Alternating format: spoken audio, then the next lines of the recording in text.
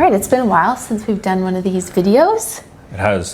So yeah, this is a life update / Q&A. We put a post out in our community a week ago, as well as Instagram, and we've got a ton of questions, so we're going to try and get through them all. And we just thought this is a good time to do it because it's the end of the year. It's a bit of a reflection and starting the new year off fresh. We used to do these a lot when we started. Yeah, I don't really know why. Actually, I kind of know why we stopped. We kind of felt like no one cared. But it turns out that some people do. And I think it's good to keep people updated on where we're at. Yeah, I think we go back and forth. Like in the beginning, we wanted to show absolutely everything. We did a podcast. Everything was behind the scenes. And then we started thinking, oh, people just want to see the actual travel or the polished stuff. And then... But no one actually cares about us. Yeah, I think imposter syndrome was a big part of it.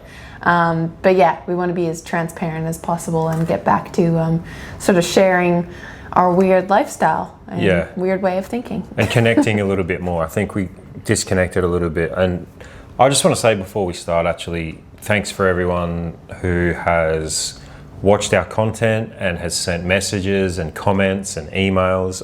We see them all, or most of them, and has stuck with us through, especially like the last year, which has been kind of chaotic for us. But yes, the most challenging year probably ever in our lives. Ever. Yeah. We've probably seemed pretty all over the place because we have been. But just thank you for everyone for your support. We really appreciate it. Absolutely. We'll get into it then. So I'm going to start with some of the questions. We've got at least 20 questions to get through, so we'll do our best. All right, first one. How is Cambodia going with the recent conflict? Is it safe for you and the family? So as you may know, we're in Cambodia right now, and yes, it is. So the conflict started literally 2 days after we got to Cambodia. But it was reported as just being along the border, so between Thailand and Cambodia. Everywhere else completely fine, and it stayed that way for about 3 weeks, and then now 2 days ago, as of filming, maybe 3 days ago, there has been a peace deal and they've stuck with that. So I think everything's all good, but like from our standpoint, we've been fine the whole time, but people living in the border areas have obviously been affected and been displaced, which has been really sad. And we did make a video about it with the GoFundMe, so I'll leave a link to that below for all the people who've been affected, but as of filming, everything's totally fine. Next question. Oh, that was from Willow, by the way, so we can give people a shout out. Thanks, Willow.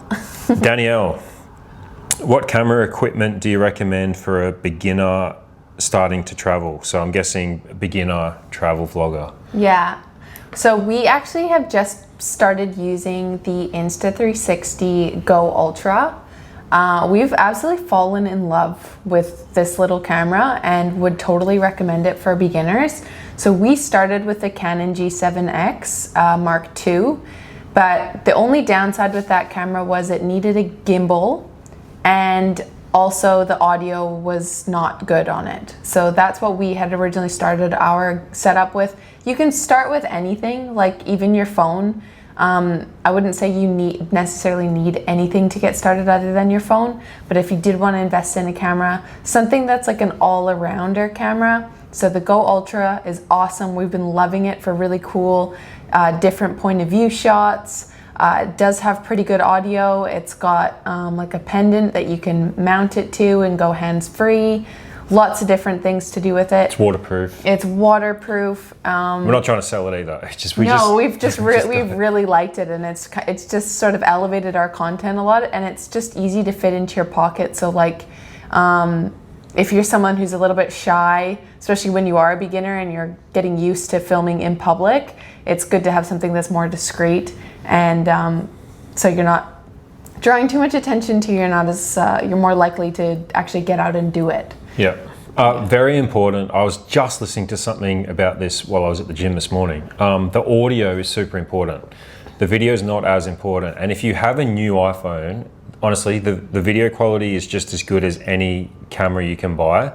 but the audio's not. So if you're gonna buy anything, buy a microphone, and just start with your phone. If you want to spend as little money as possible, and don't let the equipment hold you back. That's the most important thing. Yeah. So thanks for that, Danielle. What are your travel plans for next year? And it's from Miriam, I believe. Miriam Center Villa Casa. Hope I didn't butcher that. That's the account name anyway. What are your travel plans for next year?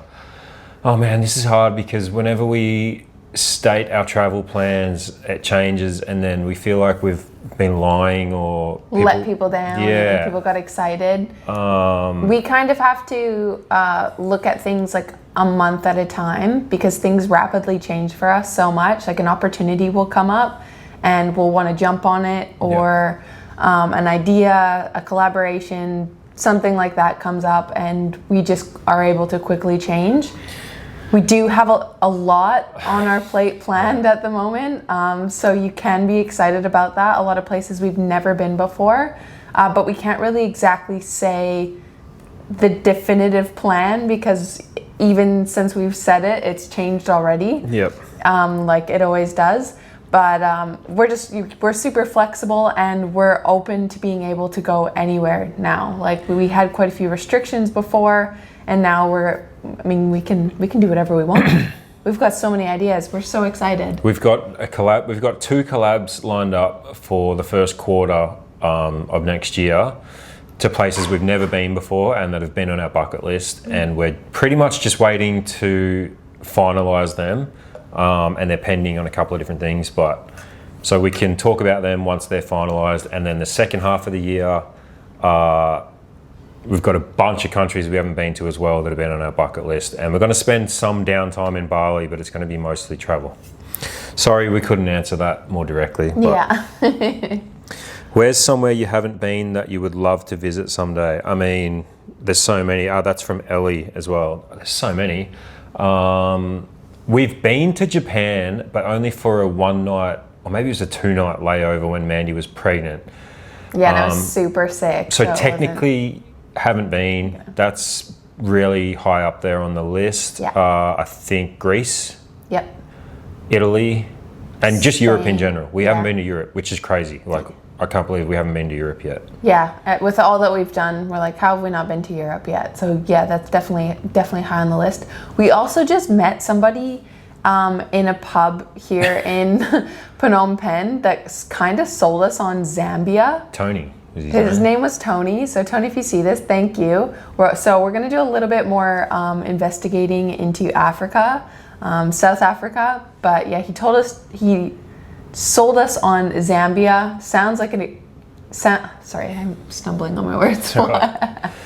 He pretty much said it. He said it was cheaper than Cambodia, not third world at all. The service, the hotels, everything was amazing. The nature was amazing. It's in Central Africa, I believe. So like the jungles, it's not like on the beach or anything. But yeah, he made it sound amazing. So that just like piqued our interest a little bit. So yeah.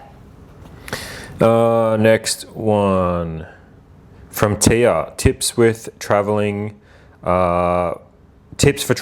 a 1-year-old in Asia.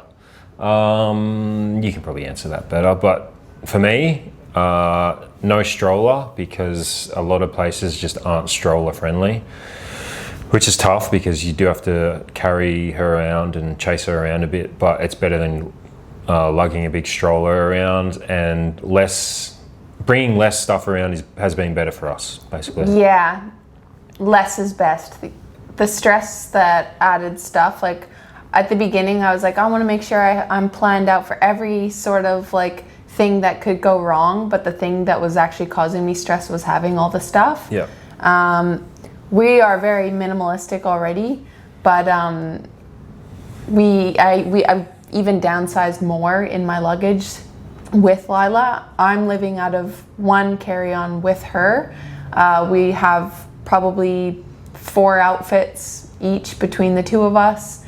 And she's got maybe 5 toys or something like that and a couple books. When you're traveling, there's so much stimulation already and things to do and look at that you really don't need very much. So I would just say to pack as lightly as possible. Also having lots of snacks. Yep. Lila loves rice. It's crazy. Rice. Absolutely loves plain white rice. So we pretty much just have that on hand all the time. And I actually think I think Asia might be one of the easiest places to travel with a toddler, because the locals love babies so much, and they look after them. They're so helpful. Like, you actually get to sit down and eat a meal. Like, they'll entertain your child while you sit and eat your meal. It's incredible. Yeah. I couldn't recommend somewhere more than Asia to come with a 1-year-old. The only other thing is maybe having accommodation, preferably where there's like 2 bedrooms or a spare room, so that if Lila's up, or if your baby's up a bit at night, then one of you can go and sleep. We co-sleep, so that might be something that's a little bit different than other parents. So we do sometimes have like no extra bedroom. Having that extra bedroom does help, so you can take the extra naps. Yeah, but we don't have an extra bedroom right now, and it's fine. Yeah. They go through stages. Anyway, it's been totally fine traveling through Asia with a baby. Yeah, if you're worried about it at all, I'd just say do it. You'll be so grateful that you did. Very kid-friendly. And you feel super safe here. Becca, what is your family looking for / want in choosing a long-term home? And then she says, love you all. Thank you. Oh, we love you, Becca. What are we looking for, and what do we want in choosing a long-term home? Land.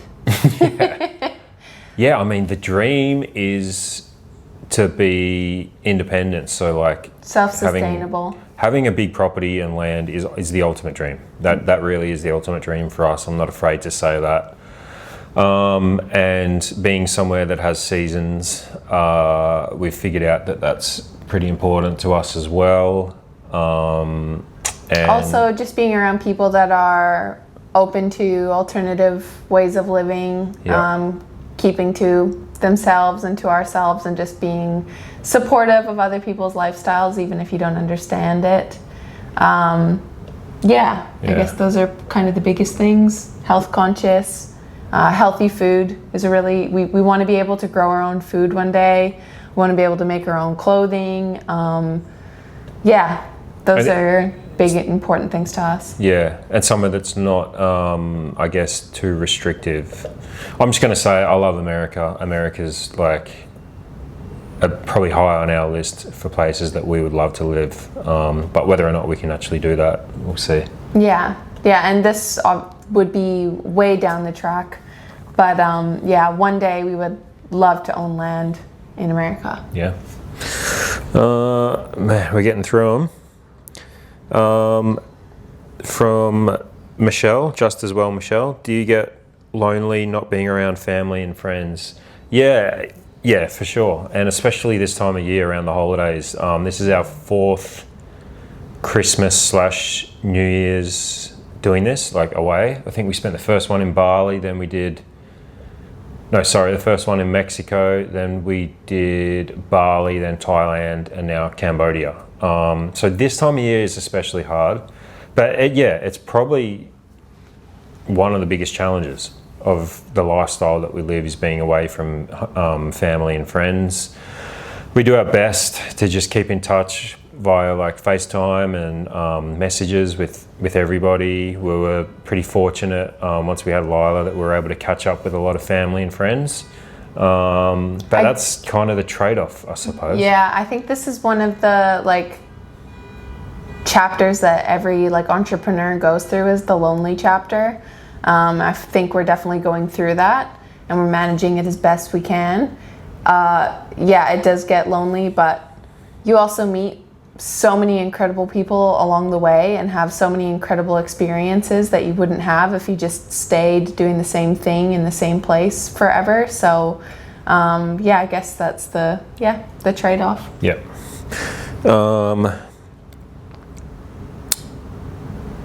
Someone asked what happened to your group trip to Vietnam. It just disappeared without address. We did address it. Many times. This is one of those things where we address something on a video, and so we assume everybody knows about it. We'll address it on Instagram or a video, and like people might miss, not everyone's going to watch every video. A lot of people won't watch this, but this is the point of sitting down and doing Q&As. So what happened, we put it up, we advertised it with Trover Trip, and we needed a certain amount of people to sign up by a certain deadline in order to actually make the trip possible, because everything has to be paid for up front. And we didn't reach the amount of people, so we couldn't go ahead with it. And so then we announced that we couldn't do it anymore. Looking back, like maybe it just wasn't right for us. It just wasn't something that we wanted to keep having to advertise either. I think we needed like 12 people to sign up, and we had 7. And so we tried it. It would have been a fun time. But a lot of marketing and stuff had to go into it on top of making the videos and that type of thing that we were already doing. And I believe we were in the RV, we were traveling in an RV and dealing with a lot of RV problems at the same time. So it's just too much juggling of different things. We have a habit of kind of veering off and trying a lot of other things that kind of take away from the channel, which we're trying to not do anymore. We're just trying really hard to just focus on making the best videos and traveling as best we can, just that one sole thing, because that's what we love doing and that's what we're best at.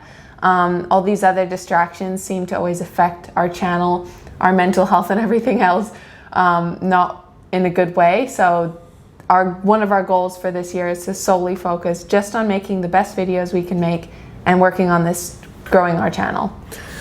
Yeah, so that hopefully clears it up. Yeah, also the other one that always comes up is the van in Mexico. We didn't do that either. It didn't work out, guys. We don't have it. You can stop asking about it. We don't have it. We got...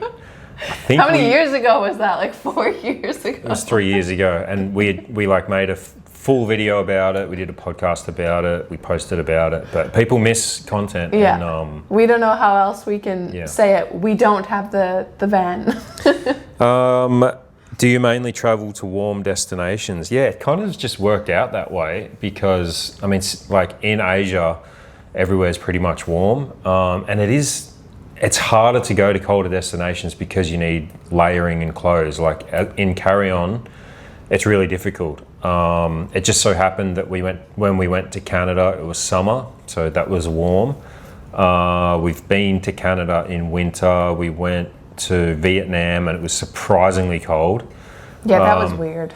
I didn't even know that Vietnam got that cold. No. It was freezing and we did not have the right clothing for it. And yeah, it's easier to travel to warmer destinations, but I do love visiting cold destinations. It's just hard. We went to New York and Vegas when it was freezing cold as well. Yeah, but yeah, packing light is so much easier when you're in a warm destination. So that's probably the biggest reason that we stick to warm places. We got nothing against cold places. No, I miss it actually. I miss the cold weather. Yeah, we miss seasons pretty badly sometimes. But yeah, this is the easiest. Will you ever travel around Australia? Yes, I think we will, for sure. We were going to last year actually. That was one of our plans. Luckily, we never announced it. Yeah. We were going to do an RV trip around Australia and then head to Canada. But we ended up going to Canada instead for the summer. But for sure, I think the problem is it just doesn't seem exotic to me especially, but probably even Mandy. And when we're in a place that feels different, it's so much easier to create content. And that was kind of one of the problems in Canada too. Like Cambodia is just, there's so much going on. It's so different that you feel like every day you can go out and create content because you feel inspired. But when you're in a place that you're used to, it just feels a bit harder. So I think that's one of the things holding us back. Yeah. The magic that we feel and that electric feeling that we get when we first arrive in a new country is sort of something that triggers the the emotion into the videos that we make. So yeah, going back to a place, especially that we have a lot of history in or memories, that sort of thing, it makes it a lot more challenging, especially for myself. But probably over a bit of time, there might be a bit more like nostalgia that we'll be able to incorporate into videos if we do Australia. But yeah, we like going to new places at the moment. We spent a lot of time in Australia. We lived there for 7-8 years together, and Lloyd grew up there. So, but it will happen eventually, I think. I think it'll hit a point where, I just feel like You ready? really inspired to go home and make content there. Yeah. So not sure when that'll be. And Barry asks, is there any legal requirements for homeschooling? How does that work? We're obviously a few years off that still with Lila. But yeah, there are legal requirements depending on what country you're a resident of. So it changes from country to country. And it's usually, you just have to register with like a proper homeschooling program, curriculum or something. And then some countries you don't have to. And then other countries I think you legally have to go to a state school, which is kind of fucked up if you ask me. Yeah, I don't like that. Yeah.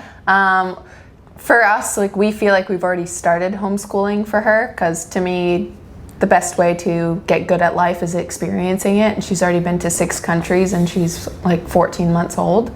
And I believe that she's progressed and she's doing incredible. Yeah, we're gonna keep doing it our own way and figuring out what the best way for her is to learn. But yeah. Yep. Okay, so we're about halfway through. This is from David. What's the most surefire hit every time you go there? I'm guessing that's talking about like what country or place. That would probably be Bali. Yeah. Canggu specifically. Canggu and Ubud. Yeah. Yeah. We never have a bad time there. We always feel like we're ourselves there and we feel at peace. I think we mentioned that in a previous video, which is why we're making it our sort of home base. We've still got all our stuff there. So yeah. Yeah. Yeah, it's got the best yoga, best jiu-jitsu. We love the people, the energy there is just incredible. I always feel like I've been revived after going there. So it's just, that's where it hits. I know it sounds weird to some people, but vibration is a real thing, and there is a vibration in Bali that is different to other places, and you feel it when you're there, especially as a young person who's trying to build something. You feel it in Bali, and we feel that every time we go there. Have you guys ever got food poisoning during any of your travels? And if so, how do you avoid this when you go somewhere new? Have we? Yes, absolutely. In pretty much every country, but we haven't had it here in Cambodia. No. Yeah, we've had it. Yeah. We've had like mild food poisoning, like barley belly, which lasts like 24 hours. And then we've had like, Mandy had a pretty severe parasite. I got a really bad parasite in Vietnam. From Vietnam, which carried over all the way to Mexico. It lasted like 2 months. Yeah. How we deal with it, to be completely honest, a lot of the times we try and just eat, like if we're eating at a market, you try and stick to like more vegetables than meat. That's probably one thing. Yeah, I feel like we've gotten sort of if something doesn't pass the vibe check. Yeah, you can sort of tell when we know now, like, yeah. And you can see the certain stands that they're not, like, they're washing their dishes like in a bucket of water. Probably steer clear from those ones. And just sticking to the actual established like restaurants is probably the best go. Mm-hmm. We've kind of started doing that more. That being said, we still eat street food. Mm-hmm. And there's different medications that you can get that help with clearing pet parasites. There's natural herbal remedies that are really easy to get in Bali. In Mexico, it's really easy to get ivermectin, which helps so much for parasites or any sort of stomach virus like that. Yeah, that was really helpful in Mexico. Yeah, you can get medication that can get rid of any kind of stomach bug pretty quick wherever you are, but maybe we're just getting better at it, or our stomachs are getting used to it, because it seems to not happen too often. And Lila's had one upset stomach. Yeah, she hasn't gotten... Which lasted one day, so yeah, we've been pretty lucky with that. How has becoming parents affected your relationship? Full-time traveling can be quite stressful, etc., especially with a small child. Do you ever argue or have any arguments, etc.? The rest of it's cut off, but how has it affected our relationship? Full-time travel can be stressful. We went through a chapter that was really challenging around the 9-month mark when we were in Canada. I'll be honest, it was probably the hardest point ever. Lila wasn't sleeping, neither were we. We were trying to move to another country. A lot was going on with family problems and our channel and a bunch of different things we've mentioned in a previous video. That was a really dark time, but like seeing us get through it on the other side and knowing that we can go through those tough times brought us closer together. And now it just feels like, okay, yeah, we can get through anything, because if we could get through that really hard time, we can get through anything. So now whenever we have like a rough travel day or like anything comes up now, it's just kind of just whatever. We've been through worse.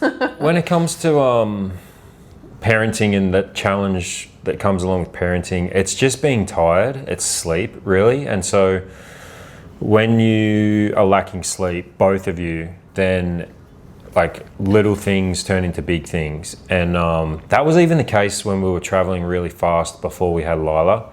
And it's just like a matter of now noticing like, okay, like we're both tired, but we're still on the same team, right? So it's not me versus you, it's me and you versus the problem.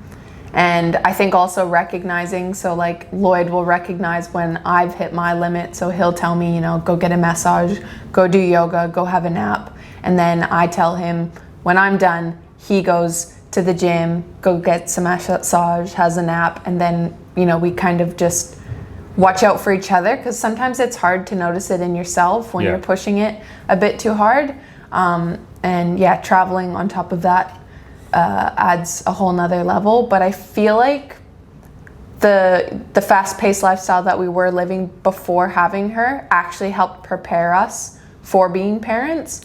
And the extreme exhaustion that we had gotten during that prepared us for being really exhausted with having a baby. So everything just has kind of felt like it's led up to us just getting better and better at it.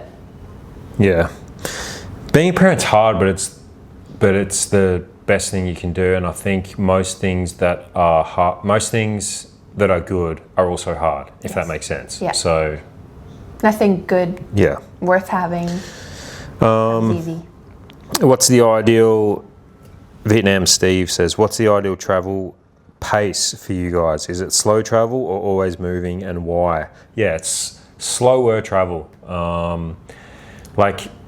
Even in Cambodia here, we intended to stay 30 days, and pretty much as soon as we got here, we were like, we can't do this in 30 days. We need to slow down and make sure we're like giving ourselves the extra days to rest. So but we also have to suss places out before we decide that we're gonna be somewhere for a while, because if we're in an area that doesn't have like a gym, or you can't get proper sun, or not access to good food or something like that, we don't want to hang around for too long. So we don't like to make the decision that we're going to stay somewhere for an extended period of time until we get there and we're like, okay, it actually ticks a lot of the boxes, all the needs that we have, and then we're like, okay, yeah, we can extend, or we'll move on until we find somewhere that we're happy with. Yeah. So I mean, I'd say slow paced, but it's probably still quite fast paced compared to some other people, compared to what other people are used to. Yeah, definitely slower than we used to do. We used to literally, we'd arrive somewhere, we'd film a video, we would edit it the next day, and then we would leave. So we'd be somewhere for pretty much like 3 days, and then we would move on to the next place and keep filming. We definitely don't do that anymore. And yeah, like it depends where we are. Like if we go to some beach bungalow that has barely any Wi-Fi or aircon or amenity, like I can only be there for like 4 days or something, and I got to get out of there. Yeah. There's only so much time I can do there. Whereas like we're in Siem Reap and it had everything we needed. We ended up staying 3 weeks, which was probably a little bit longer because we wanted to spend Christmas there. But like a place that ticks all the boxes will stay for a long time. Yeah.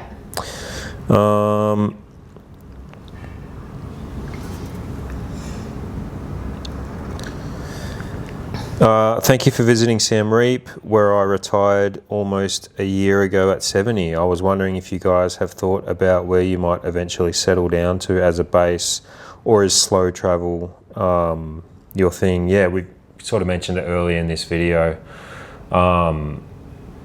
We are planning on settling down, and we have a vision of what that's going to look like, but we're not really making plans for that right now. No. Yeah.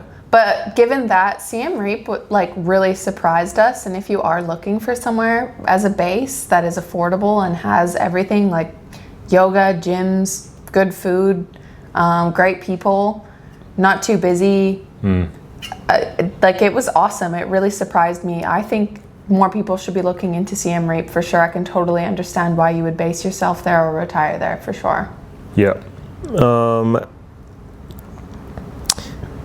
Ruth says, I noticed that you are carrying Lila most of the time. Is having a stroller just a pain in the ass to travel with, or is there some other reason? Yeah, it's just a pain in the ass to travel with, really. And so many streets, especially in Southeast Asia, just you can't even use a stroller on because there's no sidewalk or anything. So you barely really even get to use it, which means lugging it around from like place to place is just, it's a pain in the ass. And we're driving a tuk-tuk. We don't have room for a stroller. Yeah. I mean, you can have a carrier or a backpack, but honestly, I've been finding that it can be harder for us on our bodies and stuff.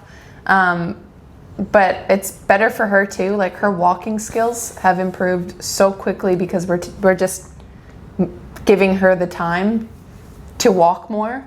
Rather than trying to go quickly and fast and get from A to B as quickly as we can.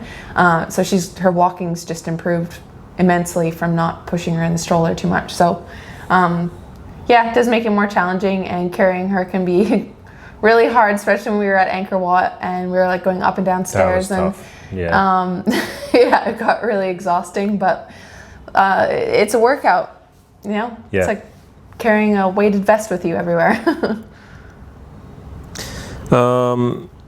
With bells on 10, hello Lloyd and Mandy. I remember way back you were creating journals on an Etsy store. Are you still doing them, Mandy? Happy New Year to you all.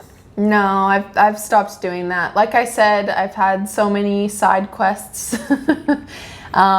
I loved doing that. I also had, after I made that video, there was about 20 other women that copied and did the exact same concept of what I was doing. So I was like, okay, there's enough out there. I taught enough people how to do that, and I just don't have the time to invest in these side quests anymore. So I'm just solely focused on, I'm back to editing our videos and our long form vlogs, and I'm just trying to get better at that. So all my energy is just going to this. I hope that people enjoyed the journals and love them, but there are plenty of other ones on Etsy now, so I don't think mine are needed anymore. Yeah, we've definitely learned over the years that focusing on like one or two things and putting all your energy into that is so much more valuable than trying to do 5 or 6 different things at once. Yeah.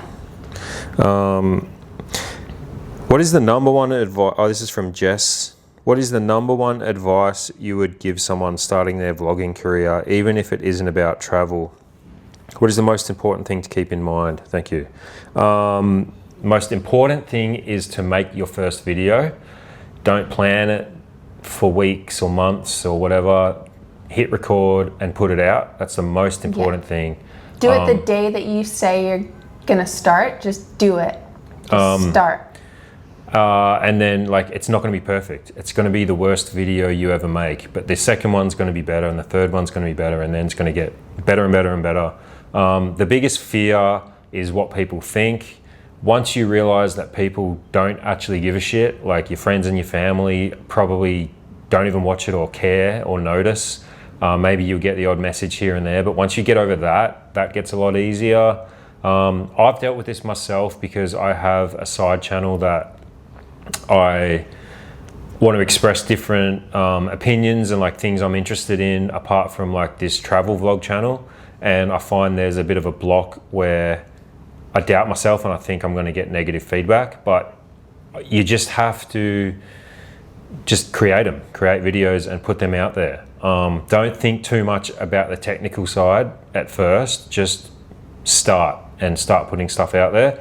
And once you start, then you can watch tutorials on YouTube, you can do courses, you can there's so many ways you can learn how to get better and better and get better with each video. But the most important thing is just overcome that hurdle of getting started and actually doing it. Yeah, and just being your authentic self, because it's lame and cliche, but no one is you, and that is your superpower, and your point of view is special and unique to you, and no one else can show that angle or view of the world like you can. And lean into your personality, whatever that is. Yeah, be weird. Yeah. And you might get negative comments. Lean into that too. Yeah, don't worry about it. We get heaps. Last question. When are you having another baby? From this is Glenn. Hey Glenn. Yeah. Glenn's here in Cambodia too. When are we having another baby? I don't know, maybe next year? No. That's not planned yet. As long as we're traveling like this, I can't put my body through that again. That was really challenging. I'm happy I did it, but I think next time I would like to just chill and not travel too much. Yeah. I think I'm not saying you can't do it if you're someone who's, you've got lots of travel plans and stuff, but I've done it already. I paid my dues, I feel like. Next time, I'm just going to chill, and I'm not going to be moving around a whole lot, and I'm just going to enjoy that pregnancy and then, travel afterwards. I think we're just looking at 2026 as a year that we get to travel with Lila, because she gets to travel for free, which is awesome. She gets to fly for free, she gets to stay at hotels for free, eat for free, so we can take her so many places, and it's actually not as hard as we thought, so we're just going to take advantage of it this year. We want to soak up this time that it's just the three of us as much as possible. Such a unique time, and we get to share all these really amazing memories with her and with us as a family, which is so much fun. Traveling with a kid literally has elevated the experience, getting to share it with another person, and making little things even breakfast at the buffet this morning was so nice because she was enjoying the bacon so much. She was so into the bacon. And just little things like that I was I didn't care as much about the bacon before, but now I'm stoked on the bacon too. So traveling with kids actually elevates the experience, regardless of what other people say. I think it's better than just being a self-indulgent person. You're giving someone else, life experience, and it's been really rewarding. That's it. That's all the questions. Thank you, guys. Is there anything else you want to add? No, I don't think so. We're really excited for this year. Again, thank you for supporting us. If you have other questions or comments or anything, fire them down below. We're going to be working really, really hard to bring you guys the most beautiful, valuable videos that we can this year in different parts of the world, and we're really excited about it. So we hope you guys get excited too. And the goal, just to be clear, is to show everybody that you can, when we started this channel, it was to show people that you could live a life of freedom, especially it was during COVID. You could still travel even though people were saying that you couldn't, and that we could. We took you guys along our journey of becoming self-sustainable by making an income online and traveling full-time. And now I feel like our mission is to show you guys that we can keep doing it with a baby, with a kid. as well. Like that doesn't have to stop us from living this lifestyle as well. So that's sort of the ultimate goal, as well as sharing all these cool places along the way. Yeah. Thanks so much for watching, guys, and we will see you in the next video. Bye.